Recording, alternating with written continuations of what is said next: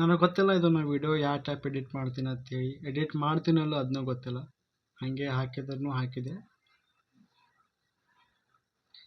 ನಾನೊಂದು ಫಿಲ್ಮ್ ನೋಡಿದೆ. ಈಗ ಜಸ್ಟ್ ಒಂದು 5 ನಿಮಿಷ ಆಯ್ತು. 5 ನಿಮಿಷ ಆಗಿನೇ ರೆಕಾರ್ಡ್ ಮಾಡಕತ್ತೀನಿ. ಸತ್ಲಜ್ ಅಂತೇಳಿ ಫಿಲ್ಮ್ ಹೆಸರು. ಸತ್ಲುಜ್. ಫಸ್ಟ್ ಇದ್ರ ಫಿಲ್ಮ್ ಹೆಸರು ಪಂಜಾಬ್ 95 ಅಂತಿತ್ತು. ಆದರೆ ಫಿಲ್ಮ್ ಒಳಗೆ ಒಂದು ಸ್ವಲ್ಪ ಭಾಳ ಸೆನ್ಸಿಟಿವ್ ಟಾಪಿಕ್ ಇದ್ದ ಸಂಬಂಧ CBFCದವರು ಬಿಡಲಿಲ್ಲ ಅದನ್ನು, ಪಂಜಾಬ್ 95 ಅಂಥೇಳಿ.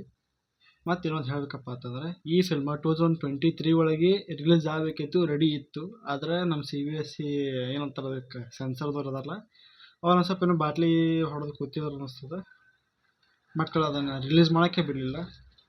ರಿಲೀಸ್ ಮಾಡಕತ್ರಪ್ಪ ಅಂತಂದ್ರೆ 127 ಕಟ್ಸ್ ಕೇಳ್ತಿದ್ರು ಅವ್ರು. 127 ಕಟ್ಸ್ ಏನು ಇಡೀ ಫಿಲ್ಮ್ ಟ್ರೈ ಮಾಡೋರಿದ್ರೆ ಯಾರಿಗೂ ಗೊತ್ತು ನನಗೆ. ಅದರ ಫೈನಲಿ ಈಗ ZEE5ದಾಗ ಬಂದೈತಿ ಫಿಲ್ಮ್. ದಿಲ್ಜಿತ್ ದೋಸಾಂಜ್ ಆ್ಯಕ್ಟ್ ಮಾಡ್ಯಾರ ಇದ್ರಾಗ. ಹನೀತ್ ತರಾನ್ ಅಂತ ಯಾರೋ ಡೈರೆಕ್ಟರ್ ಅದಾರ.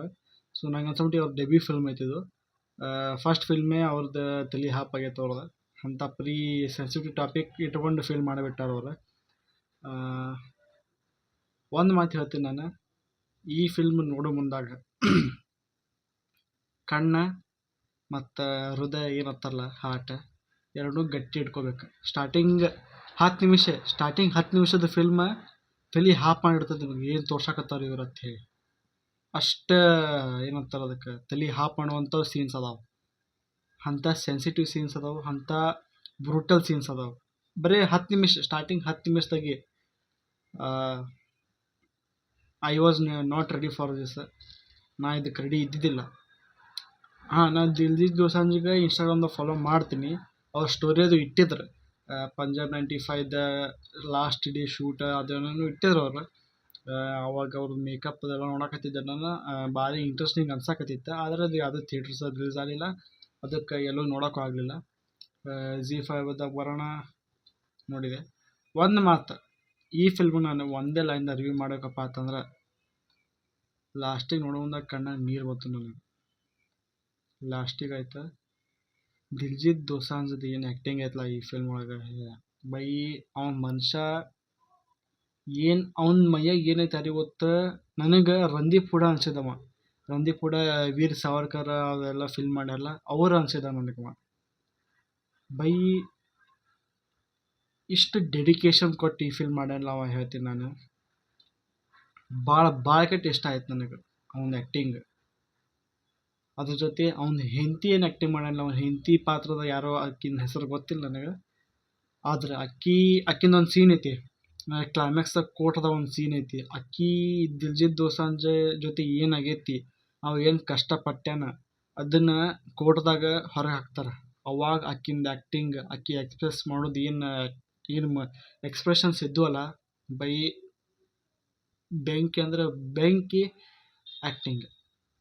ಮತ್ತು ಇನ್ನೊಂದು ಏನು ಹೇಳಬೇಕಂತ ಗೊತ್ತಾಗಲ್ಲ ನನಗೆ. ಮತ್ತು ಇನ್ನೊಂದು ಸೀನ, ಒಬ್ಬ ಪೊಲೀಸ್ ಆಫೀಸರ್, ಅಂದ್ರೆ ಸ್ಪಾಯ್ಲರ್ ಅಂತಪ್ಪನಿ, ಮೇನ್ ಸ್ಪಾಯ್ಲರ್ ಏನಿಲ್ಲ. ಪೊಲೀಸ್ ಆಫೀಸರ್ ಮನೆಗೆ ಹೋಗ್ತಾನೆ, ಇನ್ನೊಬ್ಬನ ಪೊಲೀಸ್ ಆಫೀಸರ್ ಅವ್ನ ಮನ್ಯಾಗ ಕೂತು ಊಟ ಗೀಟ ಎಲ್ಲ ಮಾಡ್ತಿರ್ತಾನೆ. ಅವಾಗಿಂದ ಏನು ಸಿಚುವೇಶನ್ ಬಿತ್ತಲ್ಲ, ಅಕಸ್ಮಾತ್ ಇವ್ನು ನೋಡಿದ್ರಪ್ಪ ಆ ಥರ ಗೊತ್ತಿರ್ತೈತಿ. ಪೊಲೀಸ್ ಒಬ್ಬ ಏನಂತಾರೆ ಅದಕ್ಕೆ, ಕಾನ್ಸ್ಟೇಬಲ್ ಏನೋ ಇರ್ತಾನೆ, ಸಬ್ ಇನ್ಸ್ಪೆಕ್ಟರ್.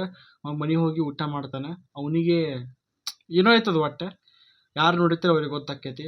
ಬೈ ಪೊಲೀಸರು ಅವಾಗಿನ ಮಂದಿ ಏನಂತಾರೆ ಅದಕ್ಕೆ, ಅವರಿಗೆ ಪ್ರಮೋಷನ್ ಆಗೋ ಸಂಬಂಧ ಸಣ್ಣ ಹುಡುಗರಿಗಾಯ್ತು, ಬಡವ್ರ ಮಂದಿಗಾಯ್ತು, ಮೈನಾರಿಟಿ ಪೀಪಲ್ಸ್ ಅವ್ರಿಗೆ ಎಷ್ಟು ಕಷ್ಟ ಕೊಡ್ತಿದ್ರು, ಡೈರೆಕ್ಟ್ ಸಾಯಿಸಿಬಿಡ್ತಿದ್ರು.